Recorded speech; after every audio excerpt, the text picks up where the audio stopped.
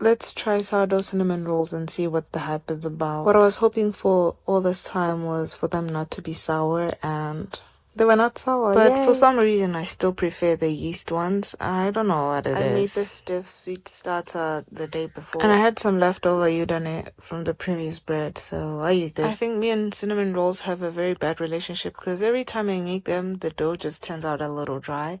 So I kept adding a little bit of milk, like 2 tablespoons, until it came to this. But you want to build elasticity before you add the butter, so I kept kneading for like 8 minutes, and then I added the first half of the butter to introduce it to the dough. As I was continuing to add the butter, I realized that actually the dough was going to be soft either way, so I don't have to panic. But it came out well. Make sure that the butter is soft so that you don't ruin the dough that you've worked hard on. At this point, the dough was so soft that I was like, maybe I shouldn't have added the milk, but it was fine. It was fine. So we all know how long sourdough takes to rise, but my home was really hot, so it took less than 3 hours, if not 3 hours. So for the cinnamon sugar filling, some people do it differently. They just mix the sugar with the cinnamon, and then they spread the butter on the dough and then sprinkle over the sugar. But I find this one is easy for me. So you want to roll the dough into like a rectangular shape. Please flour the surface and the rolling pin, or else it's gonna stick. And also, if you want them to look as uniform as you can